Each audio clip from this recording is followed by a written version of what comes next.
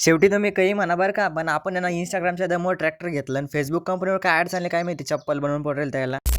जय शिवराय मंडळी, कशा असं एकदम म्हणजे सर्वांचं स्वागत आहे नवनवीन व्लॉग. आपण आहे ना एक इंग्लिश कुत्री पाळली, तिचं नाव व्हॅनिला आहे. सगळ्यांना तर माहितच असं वाटतं मला. हमारे व्हॅनिला को खाने और पॉटी करने के सिवा कुछ आता भी नहीं, और देखो आज उसने ये किया, खाते खाते इसने पॉटी कर दिया. जर व्हॅनिला हा माझा व्हिडिओ पाहिला असता 100% डसली असती मला. पण ते सगळं जाऊ द्या, माहितीये का फेसबुक कंपनीवर काय गरीब आली काही समजायला नाही. त्याला चप्पल बनवायचं काम पुढे राहिलं. 120 रुपयामध्ये 2 चप्पल भेटला. म्हणलं आजकल की दुनिया में पानी भी फुकट नहीं मिलता, चप्पल मिल रही तो लेनी चाहिए. उस दिन हमारी प्रगट दिन के वक्त जो चप्पल लेके गया था उसके पास रील पहुंचे की नहीं हमारी पता नाही. आमचे ना 12वीचे पेपर सुरू असताना आम्हाला काही काही काम करणं पडतं माहितीये का. आज सकाळी उठलो, आपल्याला पडदे खाली करणं होते. ते पडदे खाली केले आणि इकडे ट्रॅक्टर आलं होतं. हे ट्रॅक्टर माहिती कशा करता आलं होतं, कोंबड्याच्या खालचं खतरा ते भरण्याकरता आलं होतं. आणि ना आपण काही ट्रॅक्टर विक्टर काही घेतलं नाही बरं का. माहितीये का आपल्याकडे चप्पल घेण्यापुरते पैसे नाही. प्रगतीनं पण चप्पल चोरी झाली, तेव्हा पण चप्पल पण नाही घालायला. आणि आज आहे ना महाशिवरात्री होती, त्याच्यामुळे मम्मी म्हणे जा म्हणे बेलाची पाना नाही करता निघालो. आणि हे गाईचं पिल्लू मला इतकं आवडतं ना काय सांगावं राव. आणि कुत्र बघितलं का तुम्ही, याची एक रील बनवली होती मी. आज माझ्यावर भुका लागलो होतं. म्हणलं विसरला का भाऊ, तुझ्यावर व्हिडिओ बनवला होता चांगला मी. म्हणलं त्या भाऊला नंतर दाखवून मी ना यांना म्हणलं की एक माझा सिनेमॅटिक व्हिडिओ काढा. ये ना असा व्हिडिओ काढला राव काय सांगा तुम्हाला. तिथून समोर निघाला ना हा मास्टर म्हणे की तुम हमारे पीछे पीछे चलो हम तुमका रस्ता दिखाते. अर्धा रस्ता असा होता डायरेक्ट काय सांगावं ना, अर्धा रस्ता असा होता. म्हणलं मक्का चिकन सगळे खायला भेटाय नाही, पण खकांना तर पहिले खायला भेटू राहिला आपल्याला इथे. त्या मक्काच्या रस्त्यामधून माहितीये का आपण आलो होतो बेलच झाडाजवळ. आपला हात पण नव्हता पूर लागला म्हणून ड्राम घेणं पडा. ड्रामावरून उभं राहिलो ना, नंतर काय झालं ते सांगतो तुम्हाला पार्ट 2 मध्ये.